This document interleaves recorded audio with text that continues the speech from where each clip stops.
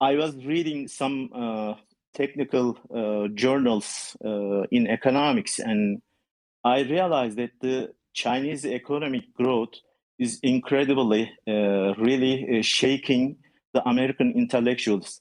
And I have read like for articles in foreign affairs and also some scholarly journals. And in almost all journals, in all many scientific articles indicate that the Chinese power is rising, and it is going to really deteriorate the American hegemony. So it is going. The China is coming, and that is why United States is going to or need to have some sort of implement some measures to at least make Chinese growth more difficult. That is why I think Trump attempted to implement some uh, quite unfamiliar measures to slow down the Chinese economic progress. And those policies were not welcome in several countries because of the unorthodoxy.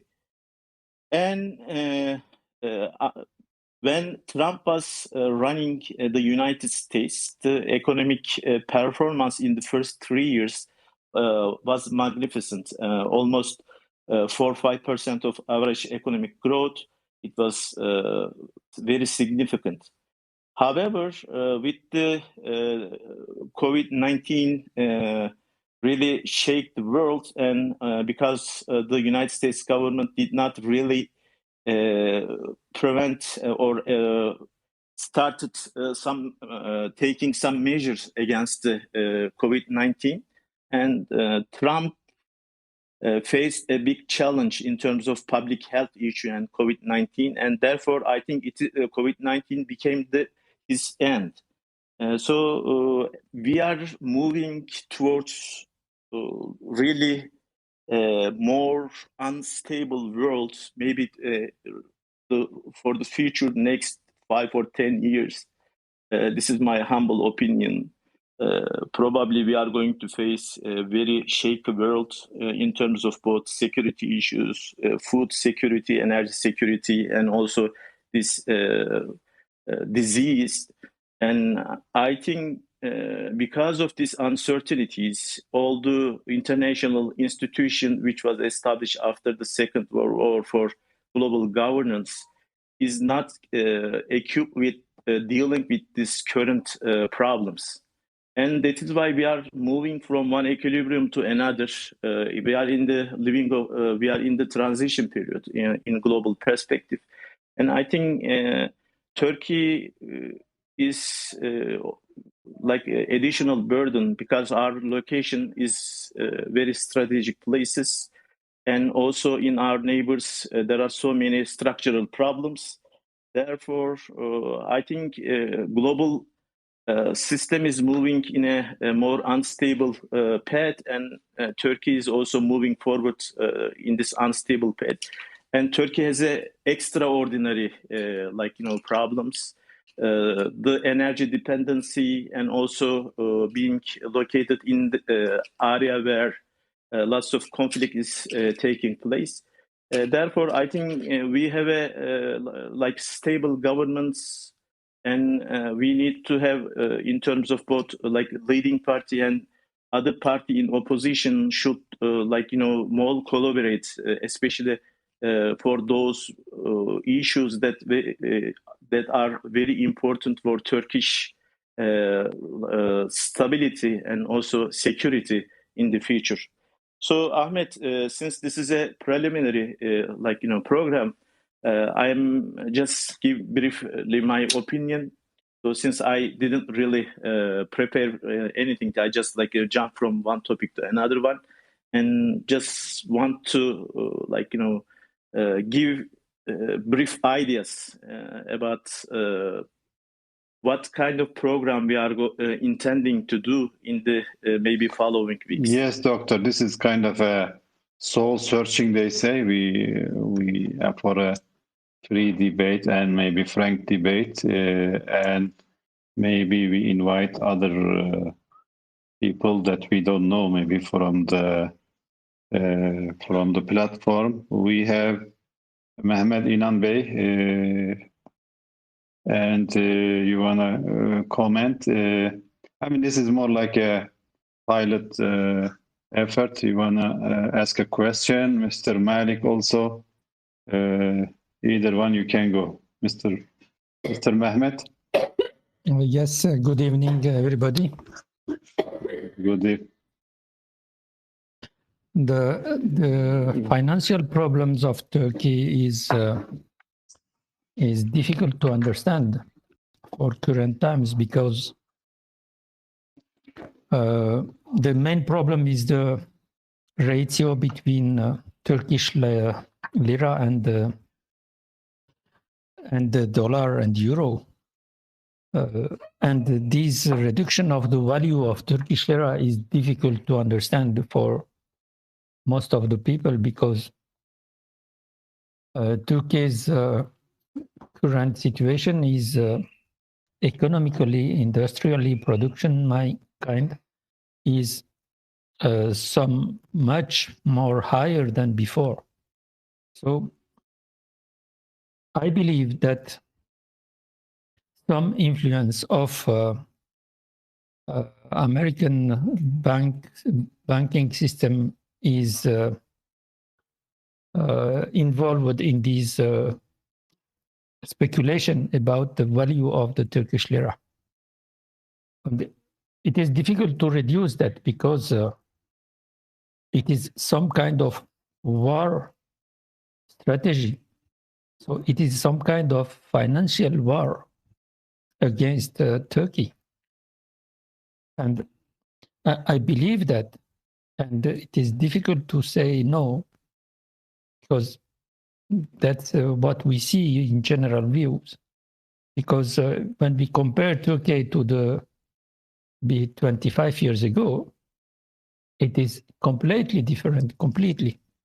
So yes, normally, yes, Mehmet Bey, and maybe Dr. Murad also can answer, because the lira is going down and the exports is going to the record levels. Yeah, is it something connected? What do you think? And then I'll ask Dr. Murad, then come back to Mr. Malik.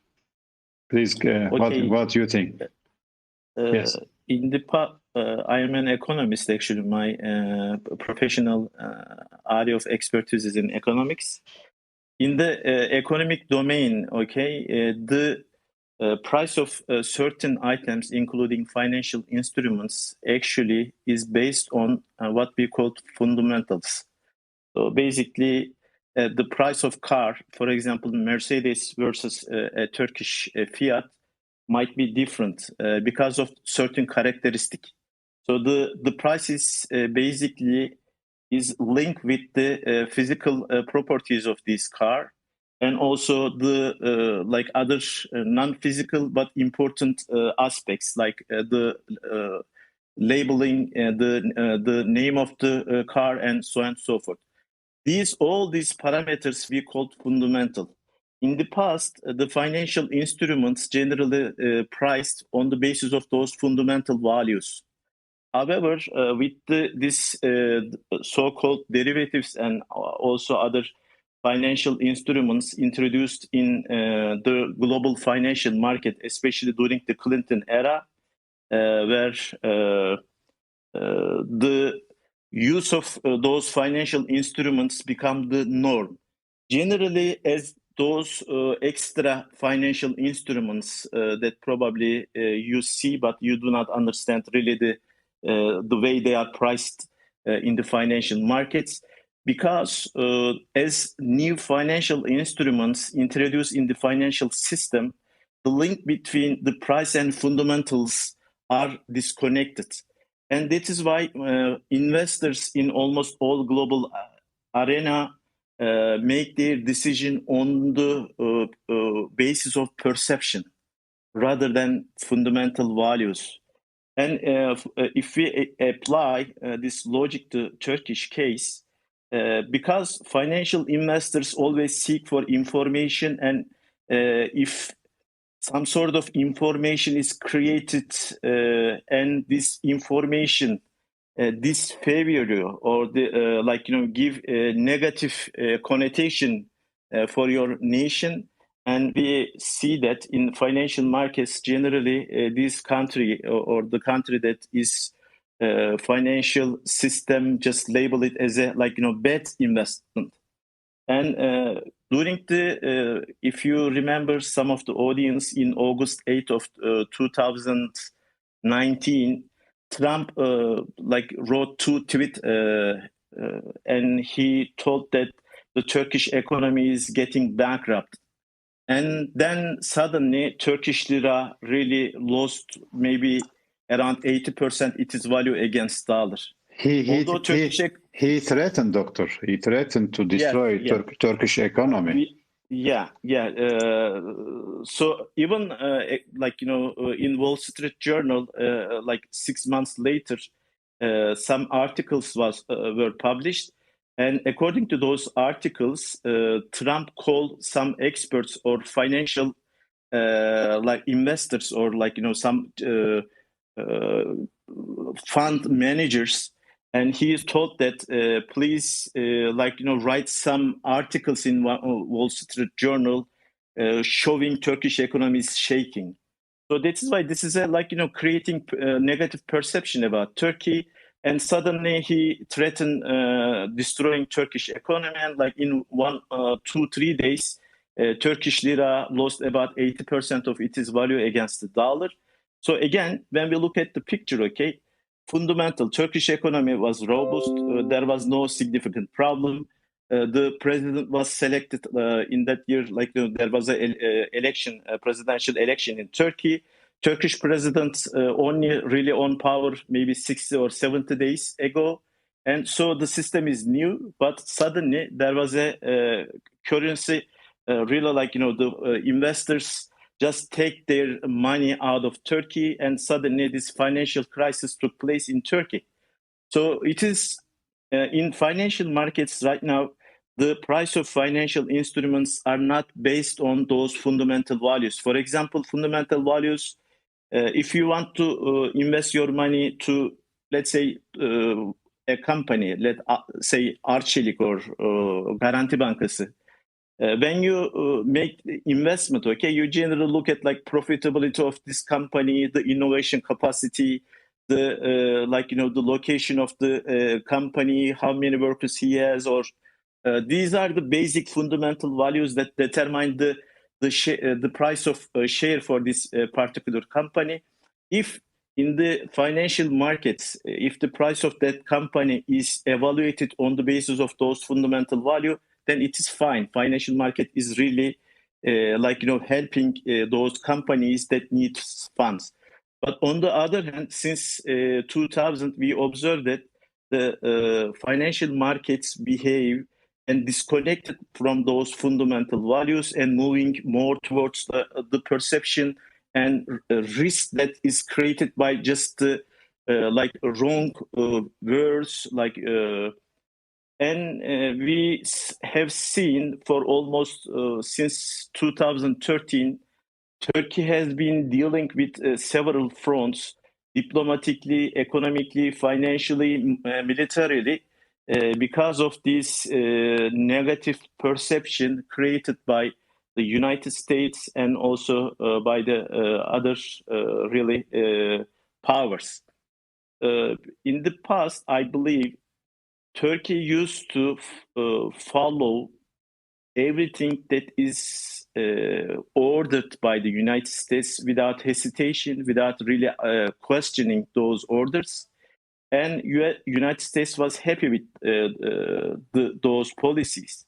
But right now, we changed the way we run our foreign policy. Sometimes we say no to United States because we declare that the policy that the United States dictate Turkey is not the best interest of Turkey.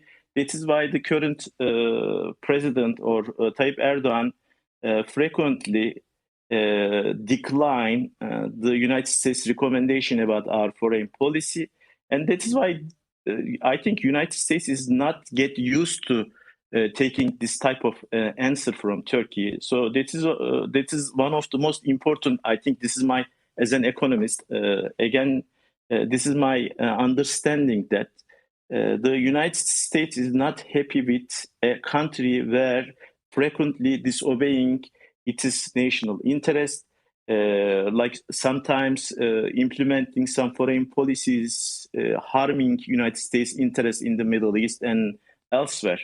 That is why United States using the tools that possess can have capacity to influence financial markets, and United States absolutely using those tools to really disturb the financial news about Turkey, the perception about Turkey, and that is why although Turkish export and like balance of payment numbers are quite robust, and also a couple of days ago, World Bank and IMF raised Turkish growth expectancy from 6% to 9%. So basically, even the international institution accept that Turkish fundamentals, economic growth fundamentals, are favoring about 2021.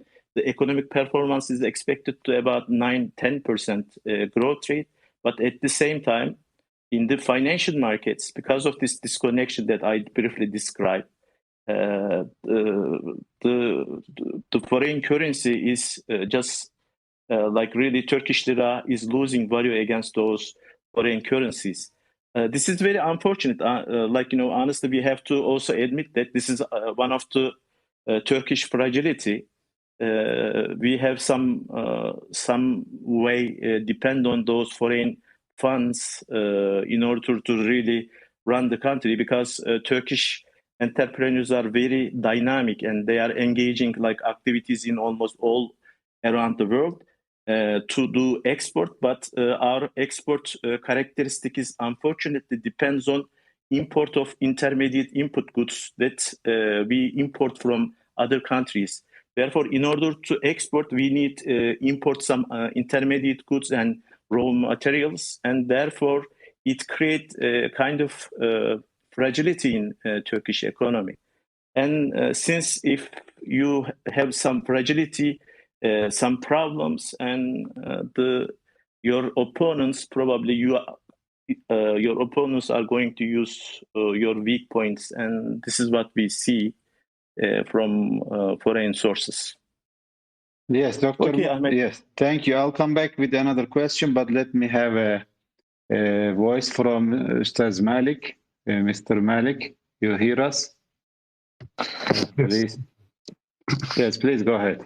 Assalamu alaikum. Thank you for opening this chance for us to listen about Turkish politics in English. Actually, it has been late. I know there is a lot of people talk about Turkish policy in Arabic, but in English it is rare. And mostly if there is a voice speaking about Turkish policy, it is wrong voice. It is giving wrong details about what's going on with the Turkish policy. So this is a great idea. I really hopefully you will continue this frequent.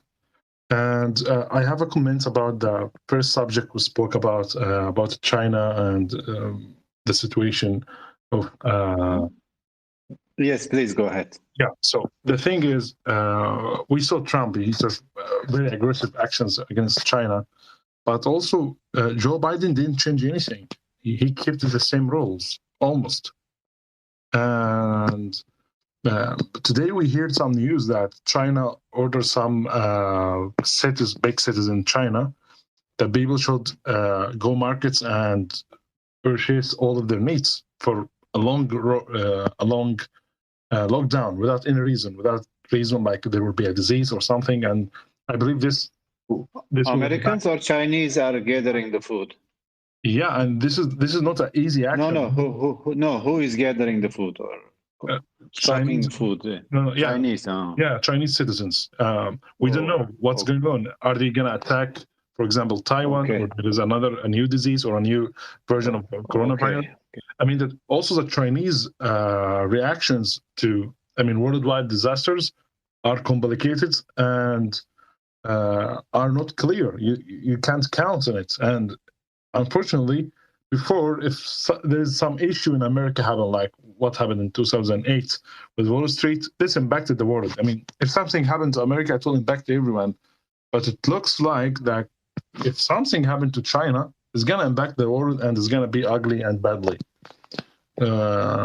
So my question is, are we going to have another scenario with a different thing like what we had with the coronavirus from China? Are we going to expect something to happen big in next years or maybe this year? Thank you. Thank you. Dr. Murat, maybe you want to reply to that, or Mr. Mehmet? Dr. Murat, here, please go ahead. Last week, my brother Kürşat is also a scholar in international relations. He was writing a paper about Chinese competition over artificial intelligence with United States. 10 days ago, like a 4-star generals in the United States Army resigned because of the fact that the United States, research and development activities mainly shaped by the interest groups dictation. And on the other hand, according to his reading, Chinese system, the system in China, the Communist Party and some form of small unit of management team that designed by the Communist Party is running the country. And the current president is a very powerful man. He is young. And according to Kürşat Hoca, he told me that the president sit and 2 or 3 days this artificial intelligence program given by the experts to Communist Party. 2-3 days he just sit and take notes and listen carefully. So it is a kind of showing that China is really coming with deterministic way, and the reason the American generals resigned from his duty stem from, according to his resignation letter, because China is progressing so fastly, and unfortunately, in terms of artificial intelligence, point of view, right now China is surpass us. And the United States government did nothing about it. So this is in his resignation letter he wrote. So it clearly shows that I think United States do not have a specific policy to deal with China, because the competition between China and United States not only taking single domain, okay, they are really competing with each other in different topics, different domains, and therefore United States needs some sort of competition constitution that really defining the goals of competition against China, and also sub-policies should be also organized. But what we see, Trump did not have any this sort of road plan or roadmap to compete against China. And right now we understand that Biden administration, before the election, in his election campaign, he promised that he returned to the old diplomacy, and also he told that his voters is going to empower those international organizations to solve those conflicts in the global setting. But what we see, as you indicate, emphasize, so far the Biden foreign policy is not really different from the Trump's, because the issue is so complicated, and there are so many channels or so many arenas that they are competing with each other. And this is my humble opinion again. United States do not have a road plan. Generally, I have lived like 10 years in the United States. I know the way really those genius people are working and how those institutions really deal with their opponents.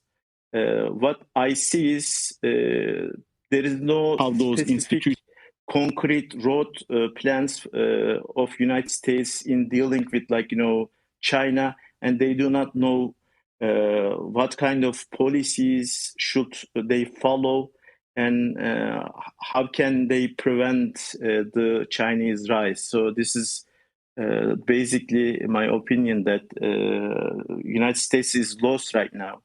And another important point, again, when we look at United States, I have some friends who used to live in US in 1960s and 70s. They talk about how rich the American people are relative to the rest of the world. But when you go to United States right now, you see that it is a middle income country.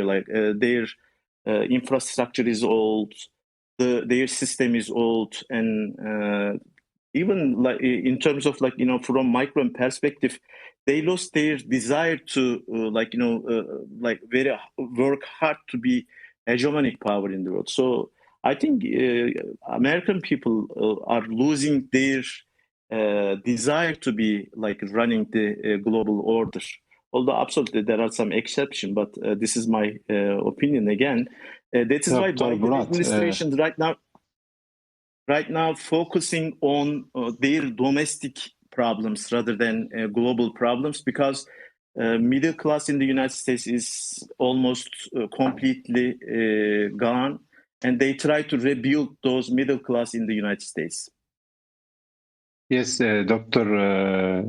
America also tried to have this unipolar world, and they failed to bring any justice, any kind of order, especially with the Arab Spring. They say they like democracy, but they turned a blind eye to democratic demands in the Arab world, and the coups and etc., and the chaos, the conflicts, and they didn't do much leadership, and especially they failed in Afghanistan and in Iraq, etc.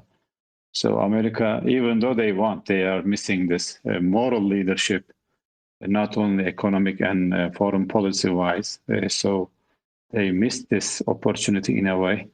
Thank you. I'll come back to you, and I want to listen to Abdullah.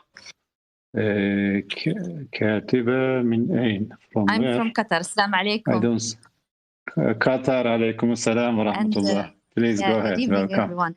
I congratulate you on this idea of opening such a space, and I find it a nice opportunity to talk about different topics related to Turkish interior and abroad. I'm really one time disappointed when I found Professor Ahmed on one of the spaces, and there were like a very nice and big debate, but I couldn't understand what they were saying because they were all talking in Turkish. Actually, my question has been answered by Professor Murad. MashaAllah, tabarakallah, he is giving a very informative and valuable answers. I really want to thank you, and thank you, Professor Ahmed, and inshallah to be with you next coming spaces, inshallah. Thank you so much. Thank you. If you have a question also, not only economy, but overall Middle East, you are also in the middle of many things from Afghanistan to Palestine issue. You can ask or comment, or ask me. We do sometime in Turkish and sometime in Arabic. Of course, Arabic is a beautiful language, and we try to balance. But I think there is a need for English debate, as many Western outlets don't understand, or they don't want to understand what is going on in the region, and they have a certain bias, especially against Turkey. The reason is that Turkey became more independent, and the West, especially America and Europeans, don't like it. They got used to having Turkey saying yes, sir, to all their wishes. Now Turkey don't say that, and Turkey has a independent agenda, not necessarily a conflictual agenda with them, but they want to have a kind of a week like in the past, and they wanna they always prefer somebody accepts their demands, and now Turkey is more stronger regional power, and also bargaining with them. They don't want like to bargain. They want to impose these policies, etc. But generally, some of these policies don't fit the reality of the region, reality of Turkey. For example, America wants to divide Syria with a kind of fake PKK state, and Turkey says no, this is a danger to the region, danger to Turkey, etc. And they are insisting that. But we know there are developments also. Russia was first to accept Turkey as a regional power. Americans, I think, slowly. Merkel was also conscious or aware of Turkey's importance and didn't take a hostile attitude toward New Turkey. But still, they are not very happy with the stronger Turkey because they have different interests with us. But this is life, and we have to survive. Especially France took a very hostile. Macron, president, he took a very hostile approach toward Turkey and provoked Greece and maybe also Egypt against Turkey. But at the end, he failed to scare Turkey off in the Eastern Mediterranean or in Libya. Even in Karabakh, they were very much aligned with Armenia. But at the end, real politics is saying the last word. So we have a very dynamic situation around the region, and we are following that also. Dr. Murat, if you come back to economy, I just want to go ahead. Just suddenly like something that I heard from really like high elite in Turkey. One time, the Turkish Airlines gave advertisement to Wall Street Journal, and generally this advertisement contract is signed every 2 years. Okay, and the contract between Turkish Airlines and Wall Street Journal, let's say 10 days later, it is going to end, and Turkish Airlines did not call Wall Street Journal about extending the contract, and the guy,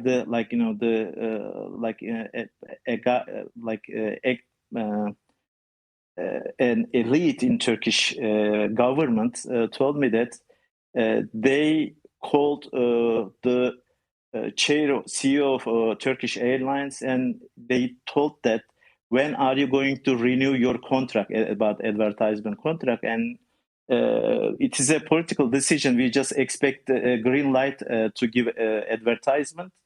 And when they heard this answer, and they start writing negative about Turkey, okay?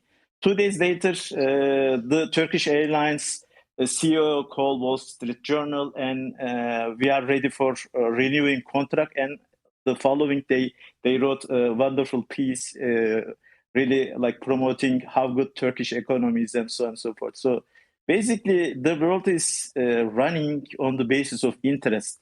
And so it is not really not emotional, not psychological. Really, this is the way the things work, and therefore sometimes creating perception and creating negative about a person, about a country is very critical. I think in terms of by giving this background, I first of all apologize. Today I have a 6 hours class, and therefore I am very tired.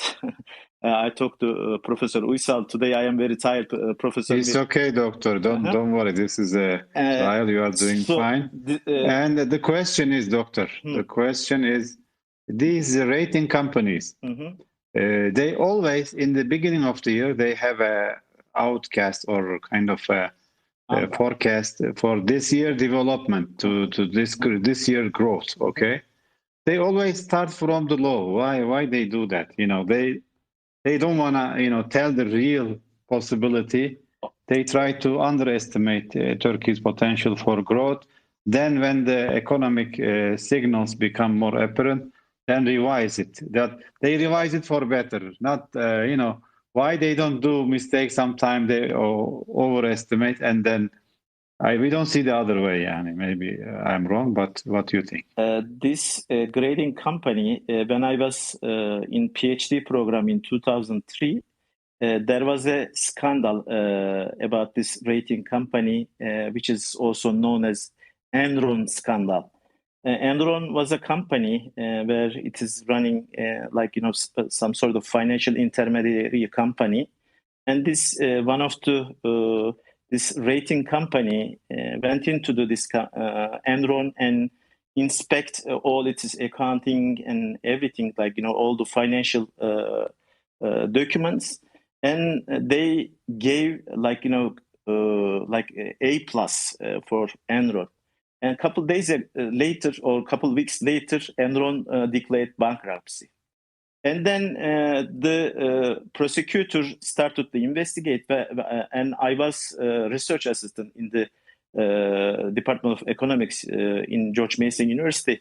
My professor is also given duty to contribute this investigation, and I also read so many articles about stuff. And I realized that those CEOs in this rating company received huge amount of financial gain from Enron to give them a positive grade, or better than really the actual situation. That is why, again, as I told you, it is all about interest at the end, because those those companies, those rating companies, do not really work on the basis of objective knowledge, and there are so many different things going on in the structure of this financial system. As you know, in 2008, financial crisis took place, where those financial companies or rating companies give good grade to those Fannie Mae and other structure companies or construction companies. So my point is, the Arthur Andersen and other type of rating companies really do not honestly provide or prepare their documents on the basis of information that collected from the real sources. For example, if you come to Turkey and walk around the Nişantaşı, which is a very rich neighborhood in Istanbul, and almost maybe 99% of people in that place is voting against AK Party. So if you go and talk to them about Turkish economy, and probably you are receiving almost completely Turkish economy is destroyed by Recep Tayyip Erdogan. That is why generally this type of companies, this type of institution do not collect the real local information, and their really recommendation letter or grading is based on table work. Basically, they are not really on the field. They do not know the culture, doing business, and so on and so forth. So their guess or estimation or their prediction, anticipation is all biased towards what they receive from the newspaper and others. So one of the reasons Professor Uysal opening up this English channel is because almost for all Islamic countries, we learn information from Western media, Western narratives about each other. And that is why this Western narratives is contaminated, because another, for example, thing happened to me. I want to also explain this. French 24 called me, this French news outlet called me about an interview about Turkish economy. And they came and really asked me questions. I answered those questions, and they didn't really air the program. And I called the guy who interviewed with me, and he told me that you talk about all the positive things about Turkish economy. We expected that you are going to criticize the current government. So basically, I think it summarized almost everything. Dr. Murad, it happened to me also with the BBC when they opened this Hagia Sophia mosque. They said, "What do you think?" And they said they want to take my opinion. I said, "Yeah, why not?" And they said, "What do you think? We want to learn." And I said, "This is a normal thing. This is Turkey's business. I mean, this is our country and our tradition, and we can decide. And this is a normal thing and nothing to exaggerate." But they say they'll come back to me and they'll call me about taking the opinion, and they didn't call back. And I know they are biased and they have a very specific agenda. Things they don't like, even though they talk about all kinds of freedom, all kinds of democracy, human rights, but they use it when they serves them, and if it doesn't serve them, they take a blind eye or they overlook all this. I welcome Dr. Mohammed Al-Mukhtar Al-Shanqiti. أهلا دكتور, مرحبا, how are you?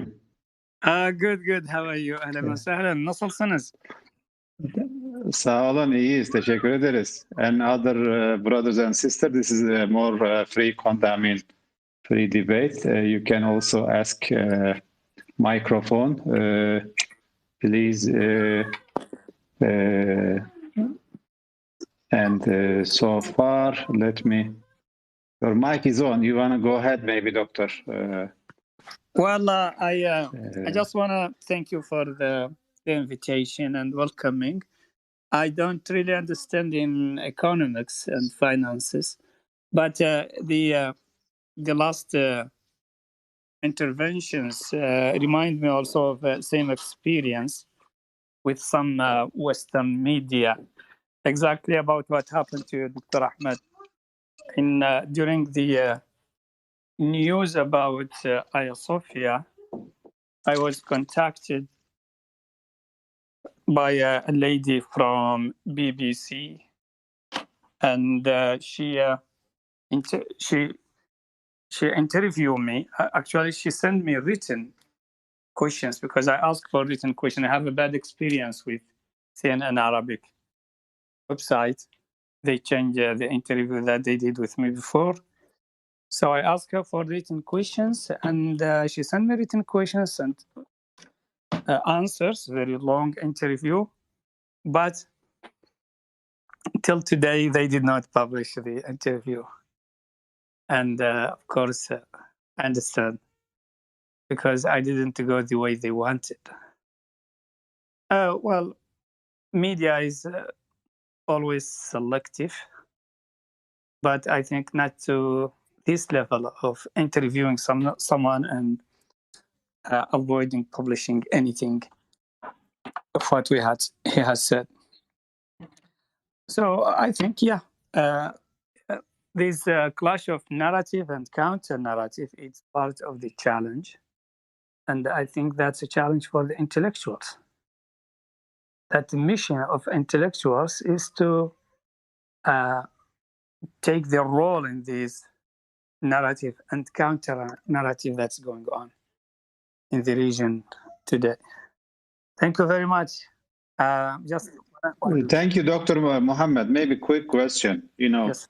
As just followers of what is going on, Mushahid, and Turkey always come, to the focus. Turkey is not, you come and go, and you visit Turkey a lot. And why it is so much on the focus, not any other country. Maybe Iran for some people, some countries, but not others. And Turkey is always in the West and in some parts, it's anything we do comes to the, they make a big fuss out of it. What do you think? Well, I think there are some strategic reasons for this. The way they look at Turkey as a country that can play a role that no other country in the region can. And I remember here the theory of Samuel Huntington about the Islamic world and the lack of a core state in the Islamic world. And at the end of the day, he said that Turkey is the only country that can serve as a core state for the Islamic world today. So I think they have first they have a deep memory about Turkey, because the Ottoman Empire was also a European empire at the same time. So there is this deep memory, number one. Number two, there is this strategic vision that see Turkey as probably the future challenger to the Western domination in the region. And number three is because of the Turkish turn in the last 2 decades. And I remember a study of Rand that was published, I think, 2018, with the title Turkey's Nationalistic Turn. It's a long study, maybe about 300 pages. And it's an extraordinary study, just to give you the American view of Turkey from a strategic perspective. And even implicitly calling for a new coup d'etat attempt in Turkey. And it's clearly people who wrote this study are very disappointed. And we know how Rand is very deeply connected in the American establishment. Yes, even like CNN, they hated Trump, but when it comes to Turkey, both Trump and CNN were trying to put pressure on Turkey, and they were in the same line to attack Turkey. That's true, but in a way, I mean, I think that there is some changes. Well, when I lived in the United States for 10 years studying, and when I was there, actually, early 2000 something, when 9/11 happened, I was there. The early years of 2000, the American views of Turkey were positive view in general. That's what I noticed in American media and think tanks. At a certain moment, especially the few years after 9/11, the Americans were happy with Turkey as long as Turkey is helping in war against terror, as long as Turkey is a strategic ally with Israel at the time. That's what they said. And at that moment, they were also looking for an Islamic model that can be antithesis to Al-Qaeda and radical groups. And they saw Turkey as a model that can be publicized and presented in the Islamic world, in the American narrative, as a positive alternative. But everything changed after that. And one of the reasons is the Turkey's policies toward Israel specifically. I think what is called the 3-minute crisis between Erdogan and Perez in Davos was a turning point. In Davos, yes. When the Turkey began to say no, they began to be satanized. From that moment, I noticed a 180-degree change in the American media and American think tanks about Turkey, and that's still continued today. Because from that moment, as you said, yes, Turkey started to say no. They don't want Turkey to say no. Yes, Dr. Mohammed, I want to also give example of this last skirmish or kind of crisis about 10 countries' ambassadors. This guy, he organized a lot of illegal provocations and also getting funding from Soros and all these to topple the government in a illegal way. I mean, you can topple the government, you can change the government. Turkey is a democratic country. Each election, those who win the elections get the post. I mean, this is now become the rule, and the elections are, with the Western standards, are free and fair, and nobody challenged that. But now these guys, they want to go to the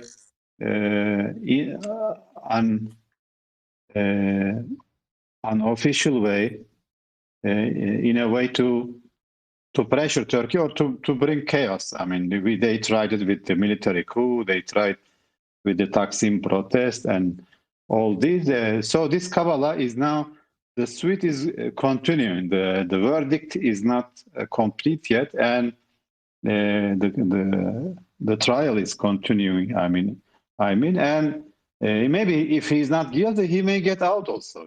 Nobody says he is guilty in advance, but there are big, proofs and evidences that maybe he's guilty, and the 10 countries, giving up all other issues, and they want to freeze. They want to send ultimatum to Turkey saying we are tired of this, and you want to release this guy. I mean, firstly, who are you? I mean, who give you the right to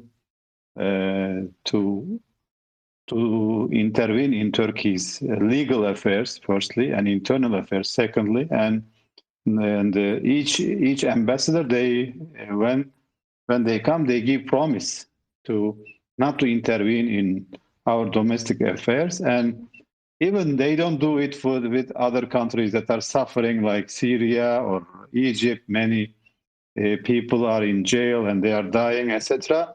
Ours is in the process of trial, and they make a big fuss of it. And 10 countries, like all the way to New Zealand, this is the other end of the world, and they want to ultimatum Turkey. I mean, this is too much, and Turkey rejected that. They say we're gonna kick them out. Erdogan was very serious.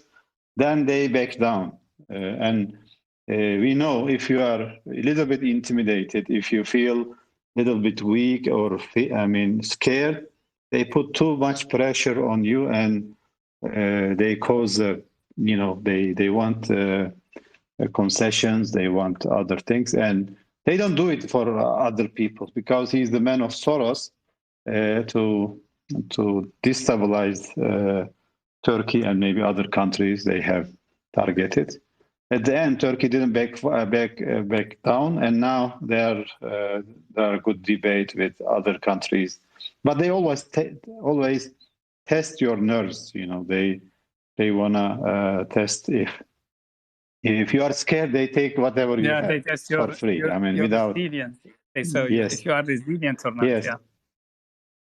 Yes, in Turkey we have a saying, they take the food from your mouth. Yeah. If you are not from the hand, they take from your hand, but now they even take from your throat. They wanna take it out, and when you are not afraid, of course, you make it a little bit costly for them and more difficult for them. And of course, these intimidations most of the time backfires with the Turks.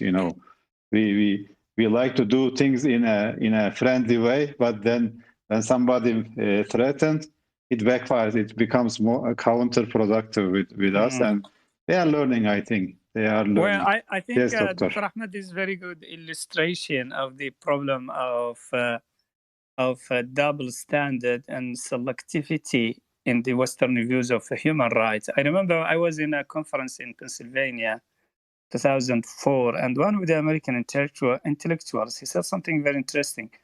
The conference was about the Islamic world. He said, people in the Islamic world believe that, or they think that America doesn't care about human rights. He said, no, that's not true. America really cares about human rights, but the problem is America does, he said, America cares about human rights, but it has a problem about definition of the human. I mean, who is included in this human right and who is not included? That is the big challenge.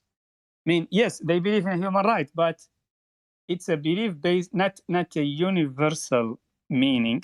They don't care about millions of people who died or who were expelled from their homes in Syria, in Iraq, 10,000 people in jails in Egypt and other countries.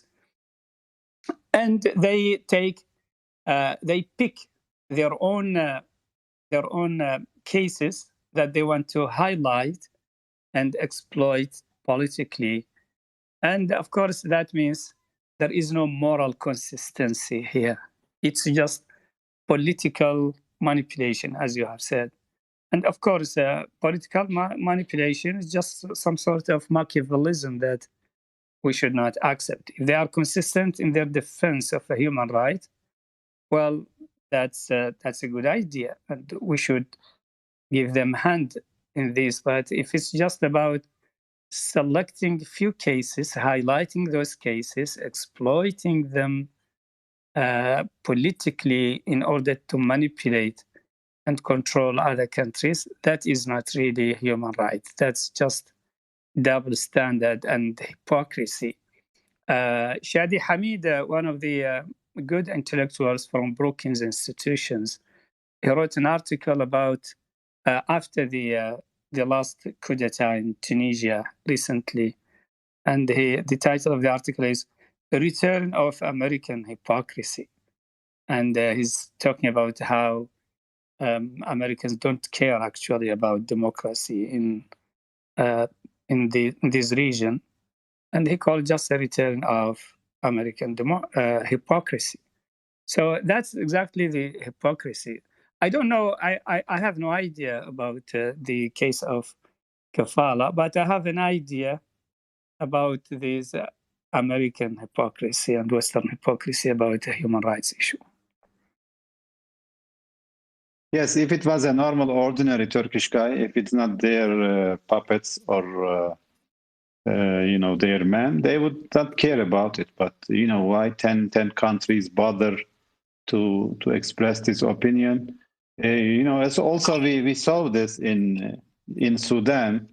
The America took a very strong stance against the coup in Sudan, and we haven't seen this even in Syria against the Assad regime or the coup in Egypt. And if it is serves them, the coup in Egypt, John Kerry even couldn't name it as a coup. He said we are not sure if it is a coup or not. But we know all the coups are, they steal the power from people and they make countries weaker.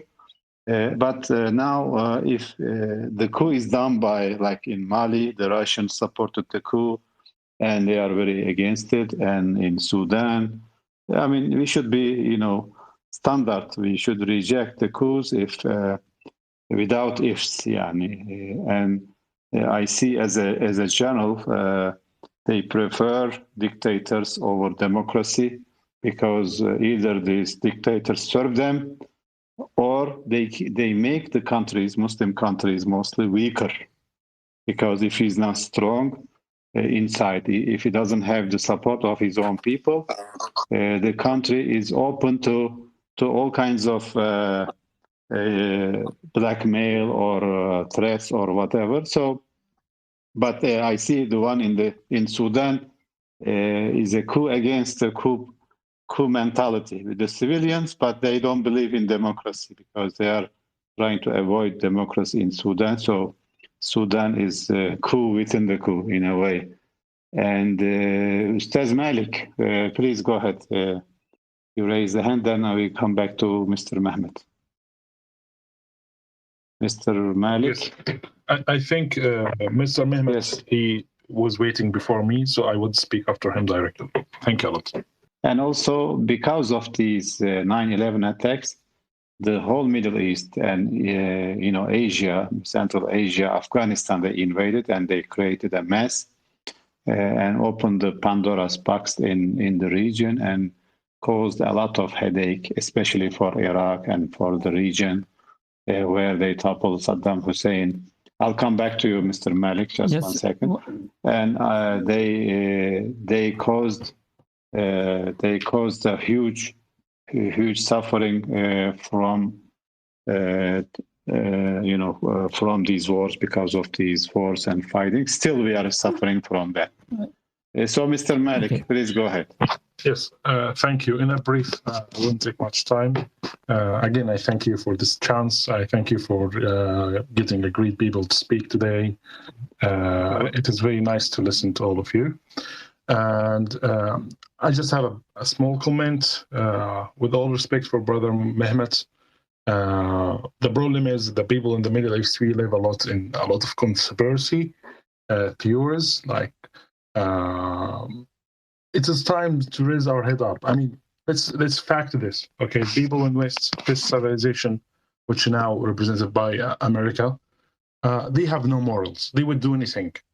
So we shouldn't blame conspiracy for anything. No, because these people have no moral. They would do anything, literally, to take advantage and make their country strong. They would bomb people, they would kill people, they would steal people's wealth. It doesn't matter for them. We saw what Europe did in Africa. We saw what Americans did for the world. It is all about wars. It's all about being in power. So it is time for us to wake up and also look what we can do to raise up again. Just leaving thinking that the world is ruled by specific people or a specific country, a specific organization, it wouldn't help. Because we should also look what can make us united again, what could make us strong again. We shouldn't surrender for any conspiracy. It doesn't matter, because they have no morals. There is no shame after that. So thank you, and I will leave the mic so you can have the control. Thank you. If I Can can I- have a short comment also on this. Maybe Sure, Dr. Muhtar Shankidi. I wanna welcome Mr. Erem Şentürk. He's a prominent journalist in Turkey also. If you wanna comment, I'll come back to him. Dr. Shankidi, go ahead, please. Well, I don't want to be really actually in debate or argumentation about who did 9/11, but at least from perspective, someone who's been there and who saw what happened or part of it, and also lives many years after the event. I've been following the American investigations and other people investigation. I don't think there is need for conspiracy theories on this. You can argue that Israelis or some people knew in advance about it through their intelligence, but that doesn't mean they did it. It has been done by people who are known by name, and they confess, and they left videos about it, and Bin Laden talk about it. And I think no need to argue that somebody else did it other than Al-Qaeda organization. Other than that, it will be, I think, too much. We need too much political imagination to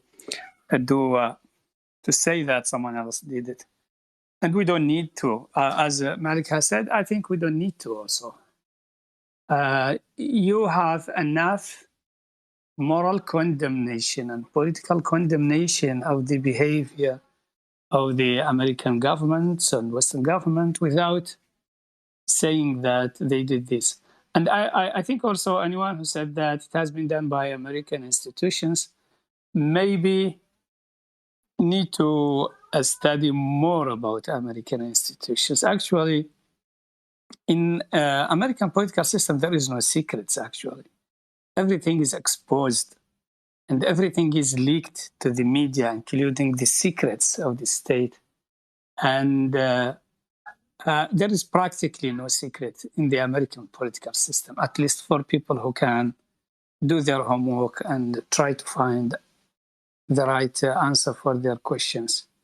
So I think it doesn't serve the Islamic cause in the first place to say that those young people who ride those airplanes and who kill about 2,000 human beings, innocent human beings, civilians from all kinds of faith and nationalities, and people doing their business, drinking their coffees in the morning in New York. I don't think that there is no justification of that, and there is no need to try to stretch things out to put it on others' game.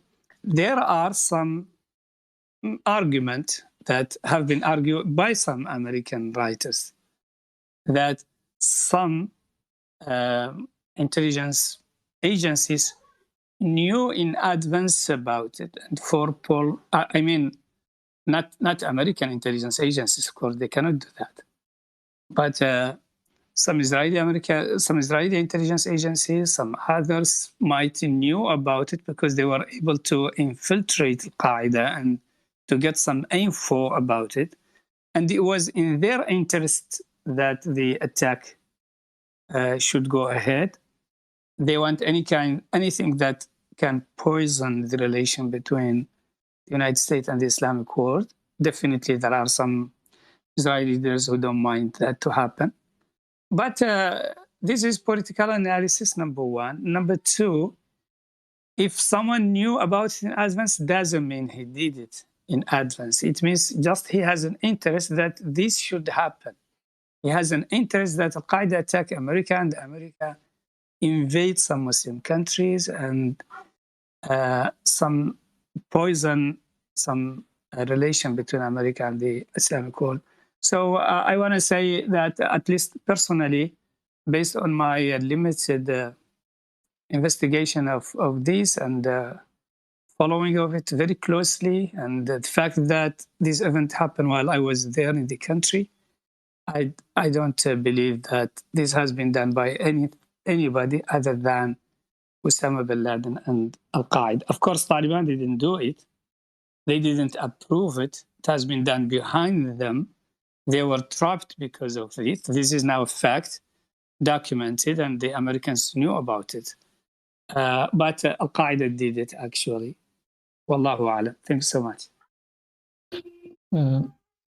Thank you, Doctor. Can I answer a little? Can I answer a little, please? It's important because... Please, later, Mehmet Bey, later, please. Just forgive us 1 second. I will forget you now, and I will go short, please. Just 2 minutes, and I stop. Don't worry, please. But our topic is not 9/11. Yes, and, but our topic is not 9/11. When we really establish this Twitter space to talk about Turkish economy, Turkish foreign policy. Yes. The objective is generally the experts in Turkey is setting this type of meeting in Turkish for Turkish audience.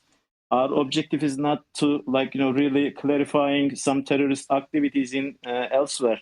When we establish this Twitter space, our main reason is to give better knowledge, first-hand knowledge to foreign audience about what is going on in Turkey and the foreign policy followed by Turkey and what is the underlying reason. So we just want to be heard by the foreign audience. So, Mr. Mehmet, you might have really the case, and you explain very well the factors that might be in line with your narrative about this 9/11 attack. I am not against it. You express your opinion, but the objective is not to really talk about some issue which is not related to our objective. So this is why I think Professor Ahmet Uysal is also agree with me. We try to really give information, give our personal opinion about what is going on in Turkey to other people around the world, not to talk about some issues that took place. Mr. Mehmet, we got your point. Thank you for the comment, but we have also the guest, Dr. Tarık Şender. أهلا Dr. Tariq. Assalamu alaikum. I know you speak good. Alaikum salam. Do you want me to speak in English or Arabic? What do you think about English? Good. This Go ahead. is the English do. space, and you are the hero Okay. of the Arabic spaces. I am your student. Thank you very much. You are the hero of Arabic spaces, but we wanna hear your also opinion in English, because also My pleasure. Really there is a huge discussion about Turkey and the Middle East, etc. And we know there is a lack of information or lack of enough feeding, because we cannot manage, or match the CNN or BBC or others. Yes. But the truth sometimes, one truth can respond to or can cancel maybe 1,000 lies.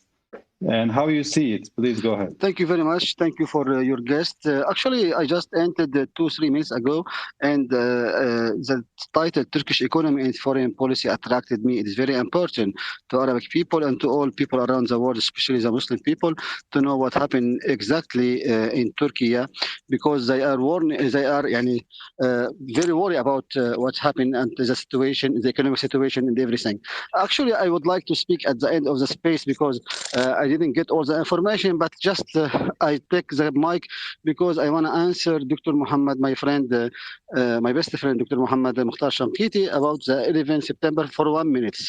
Even Osama bin Laden confessed about this crime, but we didn't see that Osama bin Laden confessed in the tribe, in the court, or just we heard the voice. Secondly, what I know exactly that some courts in USA freeze money for the government, Iranian government, because they sue him about their responsibility about 11 September. That's what I would say. I wanted to say now, and I will listen to the end of this space. It is very important to listen, and especially from the Turkish people, to know exactly what happened to Turkish economy, and it is very important to listen. And at the end, if you have time, I can speak about that. Thank you very much. Yes, thank you. Maybe Mr. Erem Şentürk can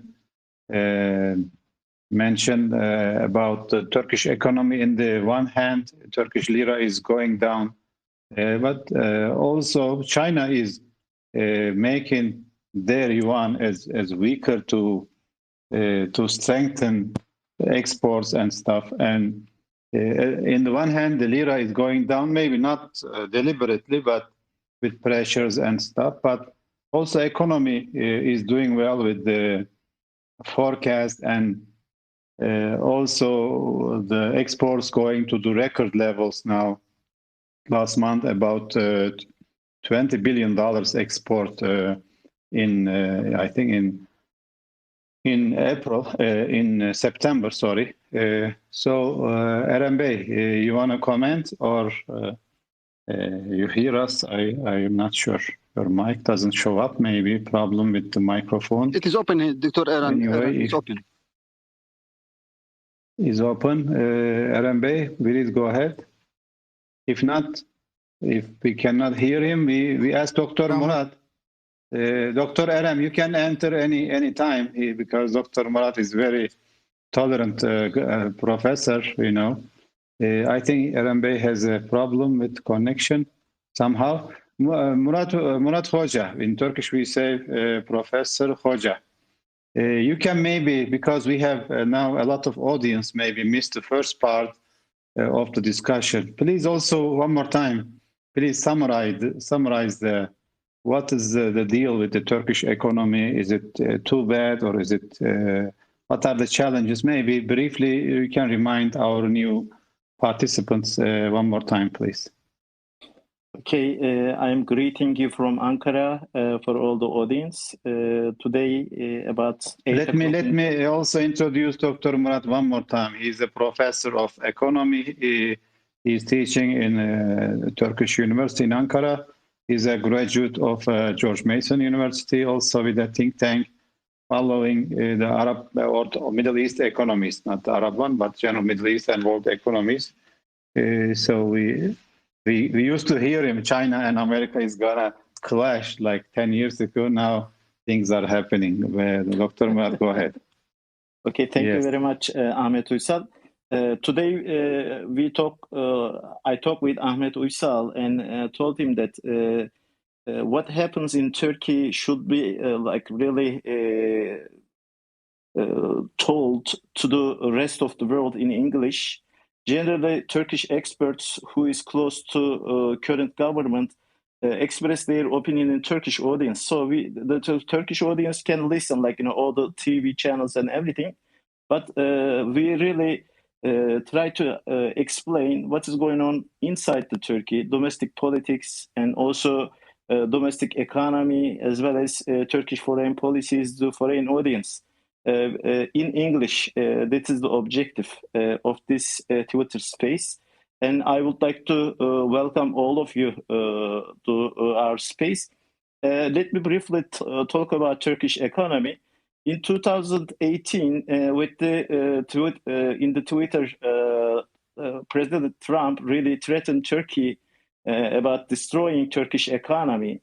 And since then, we have been observing that Turkish economy is really shaped by the negative perception generally created by the U.S. media outlets and some negative narratives created by Western media.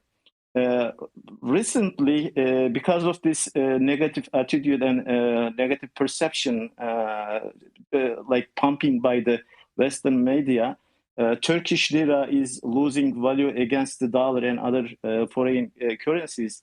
But at the same time, even IMF and World Bank a couple of weeks ago, they revised their expectation about Turkish economy in 2021. According to their expectation, Turkish economy is growing with a rate of 9%. So based on this estimation or this expectation, Turkey ranked as a second best economic growth performance in world, not in the OECD or some specific set of nations.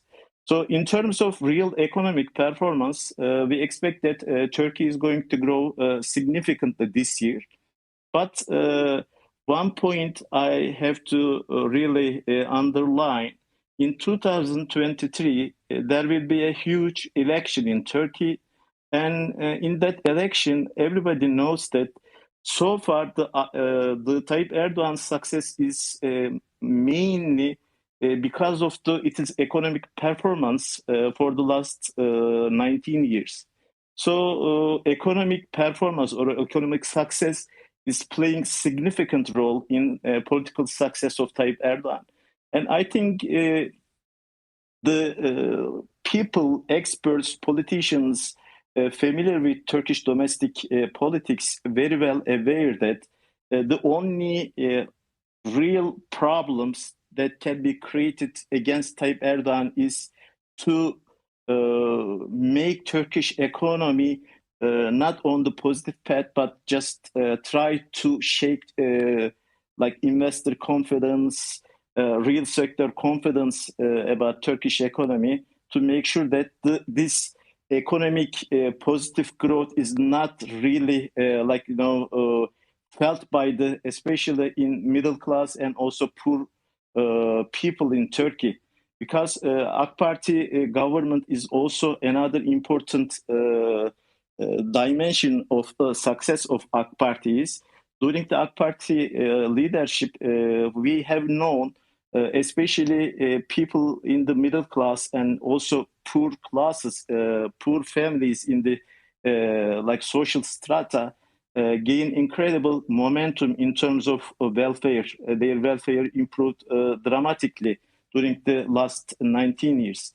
So even if your economic growth is 9%, but the real problem in the election is how, when you expand this pie, the more important thing is this distribution of this pie. And that is why Tayyip Erdogan is trying to gain some time to make sure that this economic success is really like realized by the like social class on the bottom of the income distribution.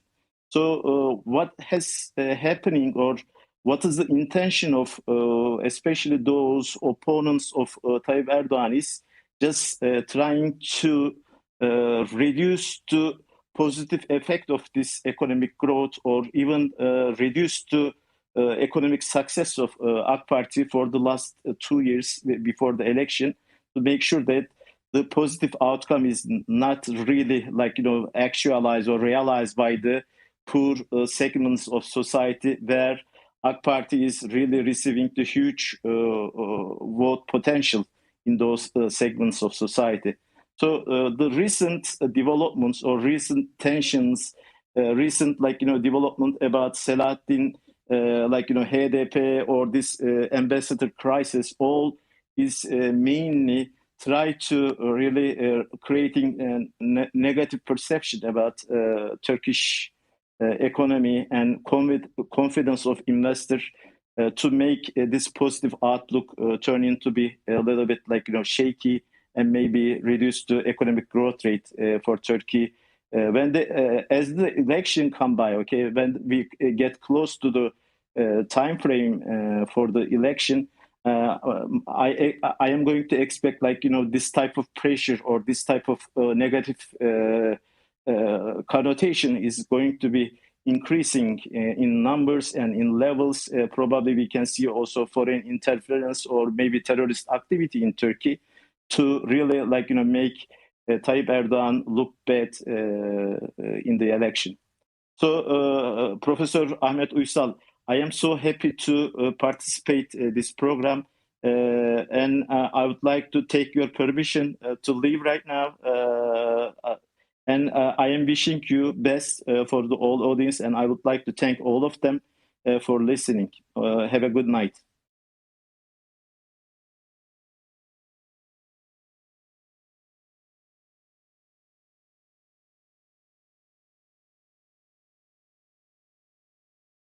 دكتور إيصال لم نسمعك. No one hear you.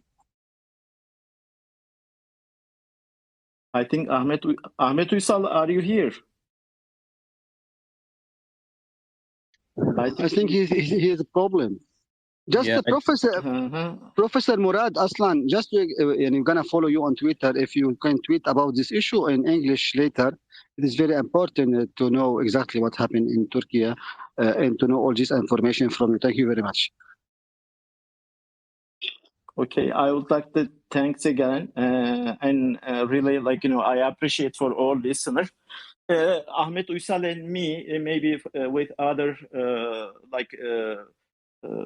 experts in Turkey, is planning to conduct this type of meeting with in English about hot debated issue in Turkey, to really talk about what is going on in Turkey from our narratives, and we try to really express the underlying reason and reasons why, for example, Turkish foreign policy is moving in that direction and this direction.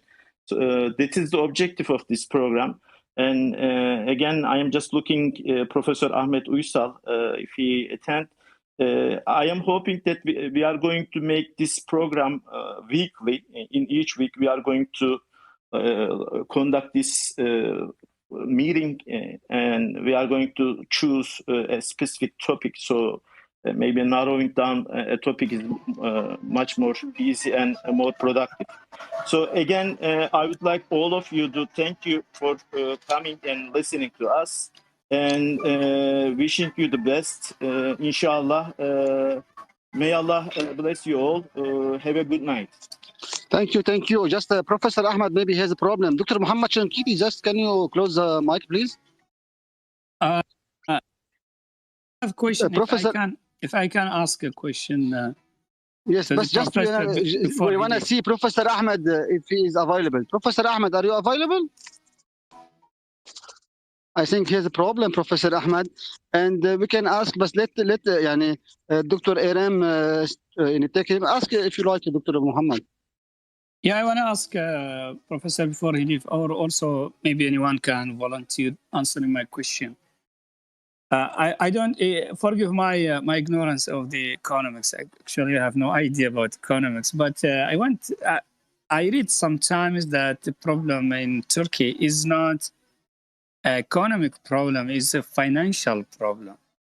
Because they said the economy is doing well, there is growth, there is more exportation, more production, but at the same time, the lira is going down. So can you explain to me what's the difference between the economic problem and the financial problem in Turkey, for example? Professor or anyone? Yeah, go ahead, please, if you can.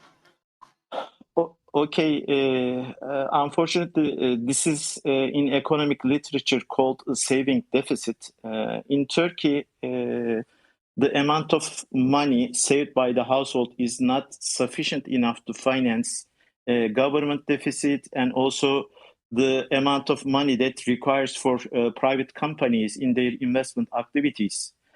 So this the deficit or the lack of funds to finance those investments and credits given to households for their purchase of house and cars, the lack of funds or the shortage of funds generally obtained from European banking system. So when you do not generate adequate funds domestically, you need to get funds from outside. During the COVID-19, unfortunately, Turkish tourism sector hit heavily, where Turkey probably obtain about $40 to $50 billion each year from tourism sector. During the COVID-19, because of restriction in almost all countries, international tourism was significantly reduced, and therefore Turkey had a sort of lack of foreign exchange funds to serving those debt and their interest. So that is the reason. Although the real sector, the entrepreneurs in Turkey doing their job in terms of producing, exporting, but in order to really the economic system running, we need funds to make this financial system moving. That is the most important fragility of Turkish economy.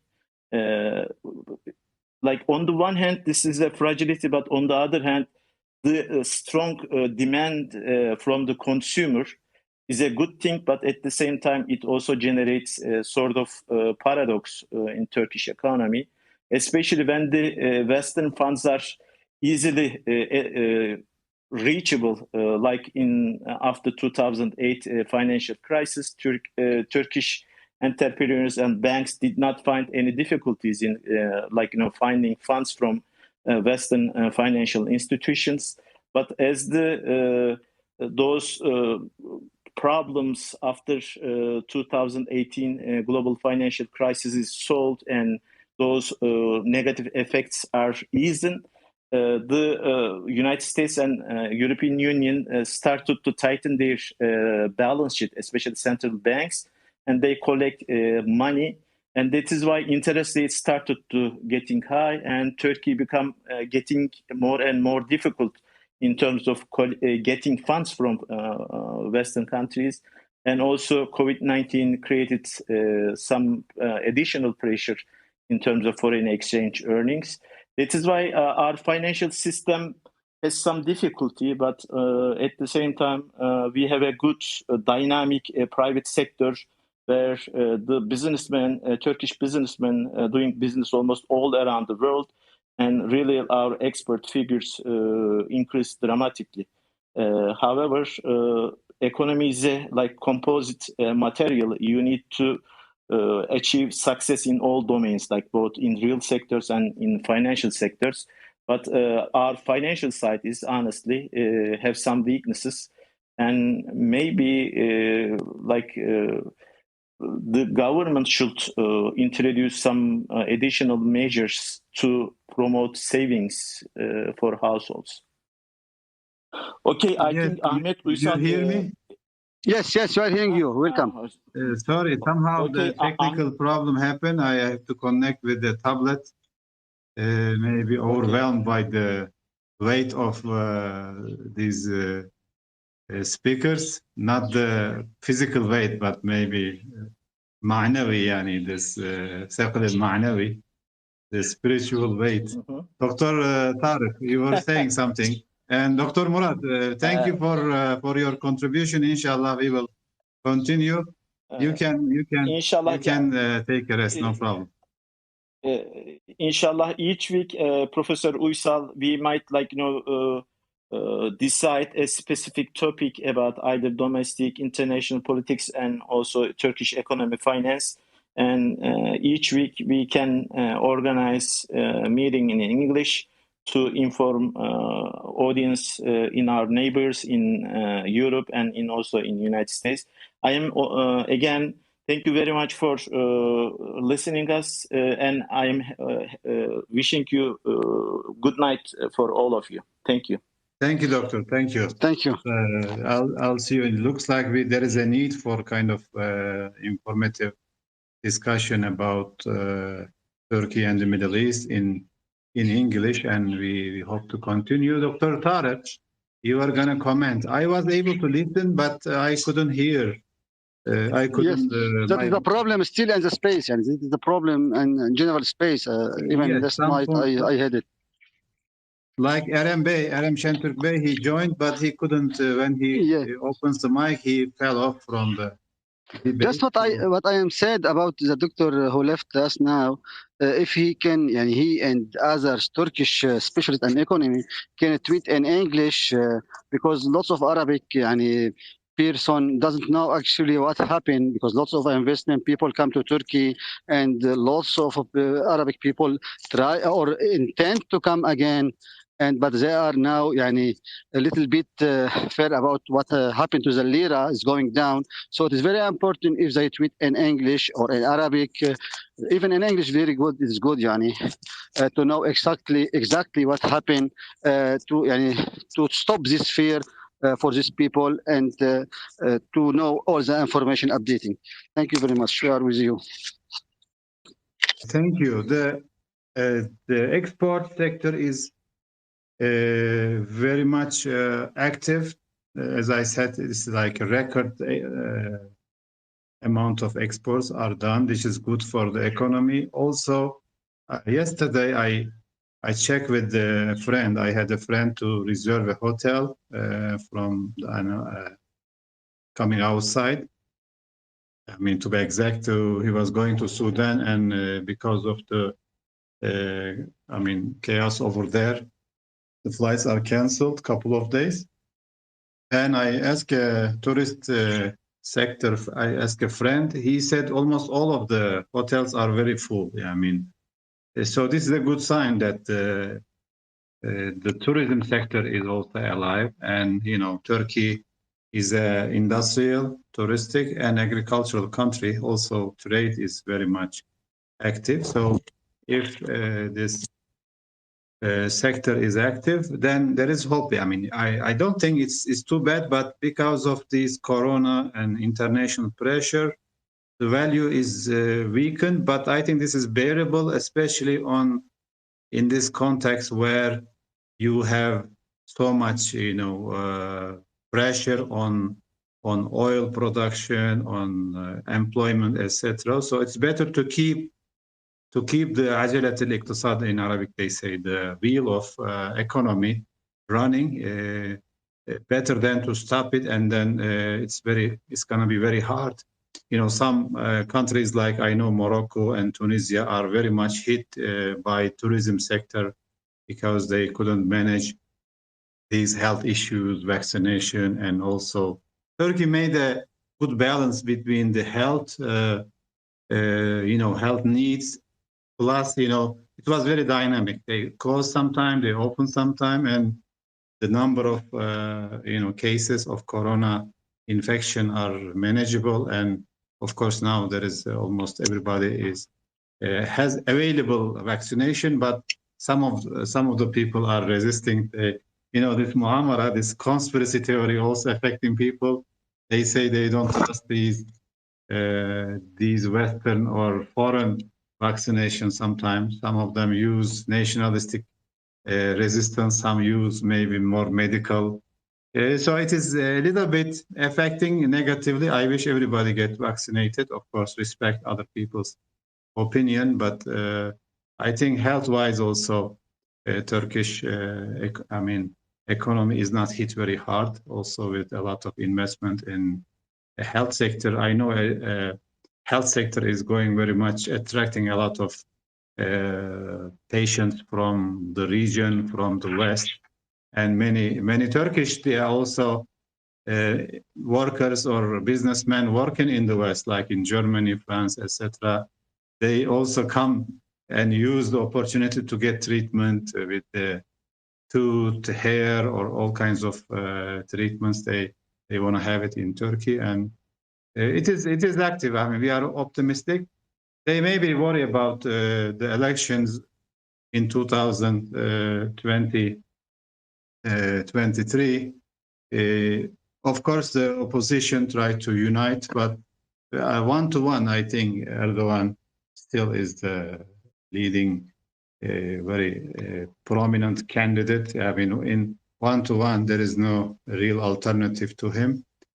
So we'll see, but I think there is also some major projects that are coming before the elections that might also convince the new generation, especially.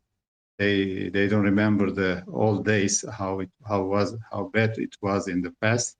Now they got used to it. Of course, they demand better, but so there is kind of a vagueness on the youth, and they might be convinced, I think, with the now Turkey found the natural gas in the Black Sea, and they're going to start produce before the elections to 2023.